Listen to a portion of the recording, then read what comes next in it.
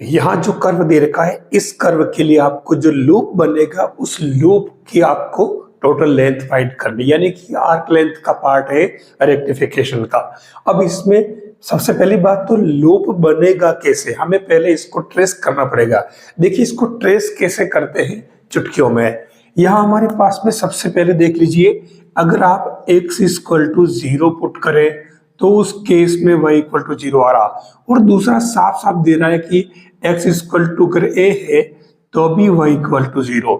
ऐसे केस में आप इसे ट्रेस करेंगे तो जब आप पहली बात x इक्वल टू 0 ले, ठीक है, तो y इक्वल टू 0 आ रहा है, इसका मतलब ये यहाँ पर चलेगा इस पॉइंट पर।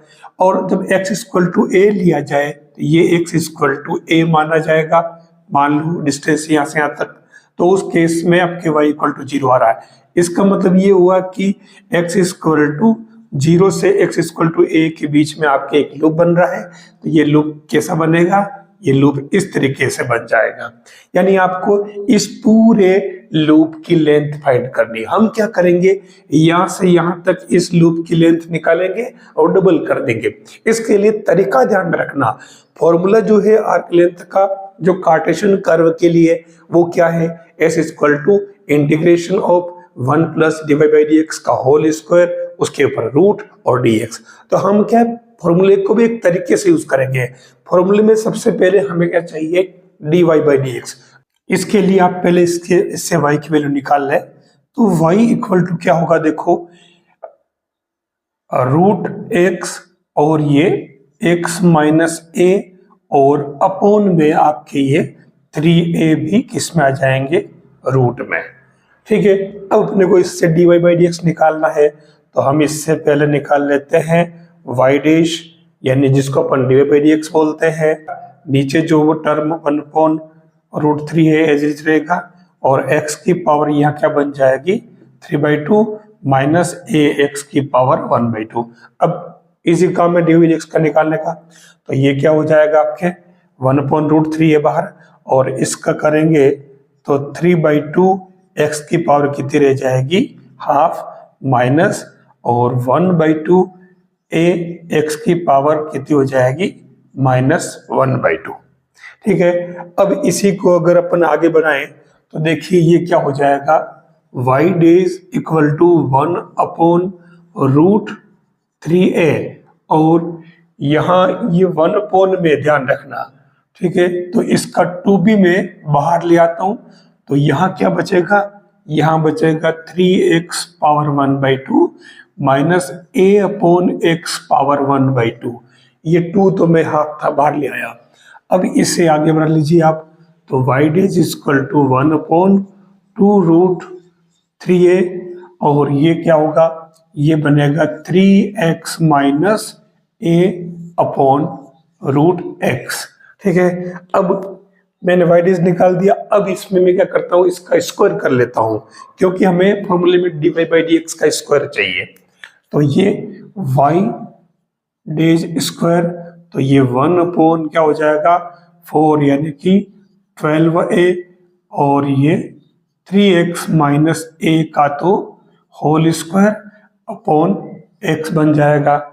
अब हमें क्या करना, दोनों तरफ 1 प्लस करना है, तो मैं 1 प्लस कर लेता हूं, तो ये y dash square equal to 1/12a, ध्यान रखना प्लस करने में मिस्टेक नहीं हो जाए, 3x minus a whole square और अपॉन में x, और ये +1। आप इसे आगे बढ़ा लीजिए, यानी कि एलसीएम ले लीजिए। तो पहले तो मैं इसे खोल रहा हूं, तो ये हो जाएगा 3x square minus 6ax plus a square, खोल दिया, और एलसीएम में ये 12ax पूरा का पूरा यहाँ आ जाएगा, तो ये 12ax, और अपॉन में आपके क्या बन रहा, 12ax। देखिए 9x स्क्वायर और ये 12 में से 6 गए, तो ये प्लस का बन जाएगा, ये क्या 6ax plus a square upon 12ax। तो इसे अपन कह सकते हैं 3x plus a whole square upon 12 ax, यानी आपके 1 प्लस वाई डेज स्क्वायर की वैल्यू ये आ गई।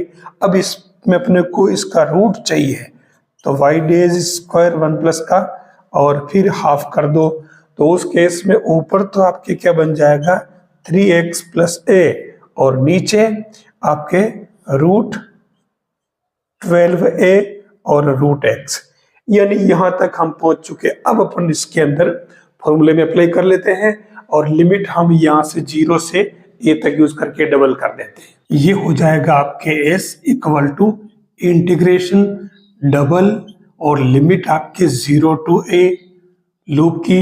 और अब आप इसमें वैल्यू डायरेक्ट हमारे पास में ये है और रूट कर ही दिया, तो आपको कुछ भी नहीं करना, यहाँ 3x plus a upon root 12a और ये रूट x dx। अब आपको इसका इंटीग्रेशन कर देना, कोई भारी काम नहीं, ठीक है। तो देखिए s इक्वल टू 2 अपॉन, अब इसमें रूट 12 है तो मैं इसे 4 इंटू 3 कर दूं, ठीक है। तो 4 का मतलब हो जाएगा 2 और ये रूट 3a और इंटीग्रेशन में आपके 0 to a 3x plus a upon root x dx। कैसे करोगे इसका इंटीग्रेशन, अलग अलग कर लीजिए, कोई भारी काम नहीं है, कभी कभी ऐसा ही होता है। तो ये रूट 3a इंटीग्रेशन ऑफ 3 अलग कर ले और x की पावर रूट x, तो ऊपर ओनली रूट रह जाएगा dx, फिर प्लस और ये a, देखो ये कैंसिल और ये हो जाएगा a upon root 3a integration 0 to a और यहाँ आपके ये a तो बाहर ले लिया, x की पावर माइनस का हाफ dx। बस कर लीजिए इसका इंटीग्रेशन दोनों का अलग अलग और इसको सोल्व कर लीजिए। तो देखो s इक्वल टू ये 3 अपॉन रूट 3a। अब इसको सोल्व करने में टाइम वेस्ट नहीं करें, ये लास्ट में ही करें ताकि उलझन नहीं रहे।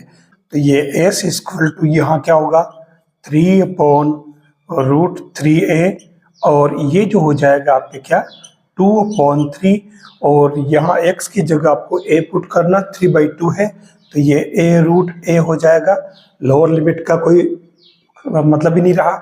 फिर प्लस यहाँ a अपॉन 3 रूट में 3 है और ये 2 ऊपर चला जाएगा और x की जगह आप पुट कर दीजिए लिमिट, लोअर लिमिट 0 हो जाएगी। तो ये इससे देखिए आपके फाइनली जो s आ रहा है, यहाँ देखना 3 से 3 कैंसिल, एक रूट से एक रूट कैंसिल, तो यहाँ 2a अपॉन रूट 3 बच रहा पहले वाले में, तो 2a अपॉन रूट 3 प्लस दूसरे वाले में रूट a से रूट a कैंसिल और ये 2a अपॉन रूट 3 बच रहा है यहाँ पर भी, तो ये 2a अपॉन रूट 3। तो ये s इक्वल टू क्या आ गया 4a अपॉन रूट 3। ये आपके इसके रिक्वायर्ड आंसर है। मैंने कहा प्रोसेस में ध्यान रखना, आप है ना आर्क लेंथ फाइंड करो या कोई भी यूज करो तो फॉर्मूले को बाय पार्ट्स यूज करो, टुकड़ों में यूज करो। जैसे मैंने यहाँ पर सबसे पहले वाइडेज निकाला अलग से, फिर वाइडेज निकालने के बाद मैंने उसका स्क्वायर किया, स्क्वायर निकालने के बाद में उसमें 1 प्लस किया दूसरी तरफ, फिर उसके बाद रूट कर दिया और फाइनली मैंने जो मेन जरूरी टर्म चाहिए थी वो पहले ही निकाल ली। उसके बाद मैंने जो आर्क लेंथ का फॉर्मूला है उसके अंदर ये वैल्यू पुट करी, ठीक है। तो ये आपके लिए बहुत इजी काम हो जाएगा। मेरे हिसाब से ऐसे क्वेश्चन अगर आते हैं तो आप इजीली में सोल्व कर सकते हैं।